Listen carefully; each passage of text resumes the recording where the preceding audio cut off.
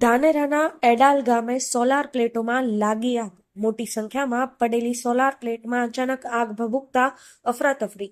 હજુ અનેક ખેતરોમાં સોલાર પ્લેટો લાગે તે પહેલા ગરમીના કારણે આગ લાગી હોવાનું સ્થાનિકોનું અનુમાન. ધાનેરા ફાયર ફાઈટર પહોંચ્યું ઘટના સ્થળે.